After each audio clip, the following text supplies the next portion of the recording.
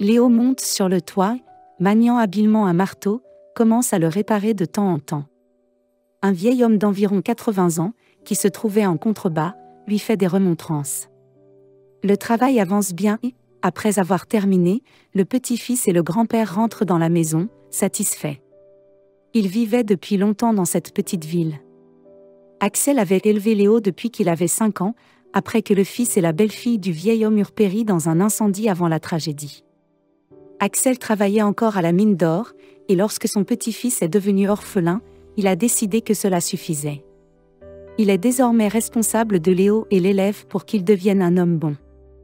Léo avait déjà fait son service militaire, était retourné dans sa ville natale et avait trouvé un emploi chez un agriculteur local. Une chose contrarie Axel. Il voulait voir ses arrière-petits-fils. Mais Léo ne s'était pas encore marié.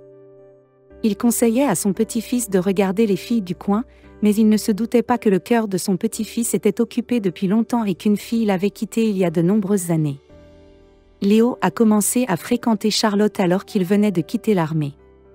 La jeune fille travaillait dans une épicerie. Elle était belle et brillante. Léo a même commencé à chercher furtivement une bague de fiançailles. Mais à l'improviste, elle lui a dit qu'elle ne l'aimait pas et qu'elle ne voyait pas d'avenir avec lui. Alors, à la recherche d'une vie meilleure, la jeune fille partit pour la ville. 3 ans se sont écoulés depuis, mais Léo continue d'aimer sa Charlotte, car le cœur veut ce qu'il veut.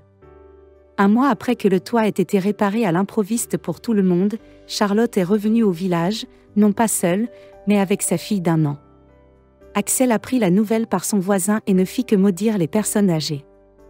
L'homme n'aimait pas la jeune femme et il n'aimait pas non plus sa famille. La mère de Charlotte a bu jusqu'à la mort et a laissé sa fille orpheline. Sa propre tante a une 60aine d'années, mais elle change sans cesse d'homme. Lorsque Léo et Charlotte se sont séparés il y a des années, Axel s'en est même réjoui.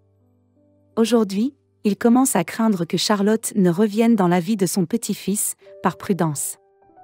Il eut une discussion virile avec Léo pour s'assurer qu'il ne penserait pas à revenir avec elle. Léo se contenta de sourire à son grand-père en lui disant que c'était il y a longtemps et qu'il l'avait déjà oublié pour toujours. Soulagé, le grand-père s'endormit, mais Léo ne put dormir jusqu'au matin. Il se souvenait de son amour et son cœur battait la chamade. Quelques jours plus tard, ils se rencontrent dans la rue. Charlotte se promenait avec sa petite fille tandis que Léo se rendait à son travail. La femme l'accueille avec un sourire confus et lui présente sa fille, Julia. Ils se turent maladroitement et Léo continua à marcher, sentant son regard le suivre plusieurs jours de suite. Léo croise Charlotte dans la ville et remarque son regard triste, gonflé de larmes. Un soir, en rentrant du travail, l'homme l'aperçoit sur un banc avec sa fille. Il commençait à pleuvoir. Le tonnerre gronde au loin et Léo lui conseille de se dépêcher de rentrer. Charlotte fond soudain en larmes et lui dit qu'elle n'a nulle part où aller. Sa tante les a mises à la porte, Julia et elle. Léo, qui a une bonne âme, abandonne. Il s'approche, caresse Julia sur la tête et propose à Charlotte de vivre chez lui si elle est d'accord. Charlotte hausse les sourcils de surprise. Les larmes se tarissent instantanément. La jeune femme murmura qu'elle avait très honte de son passé, que ce n'était que maintenant qu'elle réalisait à quel point elle tenait à Léo et qu'elle était prête à partir pour lui au bout du monde. L'homme sourit joyeusement et fait un clin d'œil à Julia, qui observe attentivement les adultes et s'empresse de ramasser les sacs remplis d'affaires dans le jardin de sa tante. Léo emmène Charlotte chez lui. Ils commencèrent à vivre tous les 4 ensemble. Axel ne supporte guère Charlotte et s'enferme le plus souvent dans sa chambre pour ne pas la voir. Mais le vieil homme aime bien Julia. Il jouait beaucoup avec elle et lui racontait des contes de fées. Enfin, Léo était heureux. Tout allait bien et sa bien-aimée était avec lui. Mais ce n'est plus le cas une demi-année plus tard. La maladie d'Axel a assombri son bonheur. Le vieil homme tomba soudainement malade, ne se leva pas pendant 1 semaine, puis appela Léo auprès de lui et lui dit qu'il était temps pour lui que Léo soit le meilleur petit-fils du monde et qu'il l'aimait beaucoup. À la fin, grand-père lui a conseillé d'être sur ses gardes car il était sûr que Charlotte avait de mauvaises pensées. Léo ne répondit rien à son grand-père, mais le serra dans ses bras et resta avec lui jusqu'au matin, lui tenant la main et essuyant furtivement ses larmes. À l'aube, Axel est mort. À l'enterrement, Léo n'est pas seul avec son chagrin. Charlotte était là aussi, soupirant lourdement et caressant l'épaule de son mari pour le réconforter. Mais aucun de ceux qui sont venus à l'enterrement ne l'a remarqué. Lorsqu'elle sortit du cimetière, son visage était souriant. Moins d'un mois après la mort d'Axel, Charlotte a commencé à parler de vendre la maison et de déménager dans une grande ville. Julia grandissait et il y avait plus de possibilités d'éducation en ville. En outre, Léo peut y trouver un emploi bien mieux rémunéré. Mais l'homme refuse catégoriquement de vendre la maison. Il était très fatigué pendant la journée dans son travail principal et le soir au volant. Une fois, il a failli s'endormir au volant.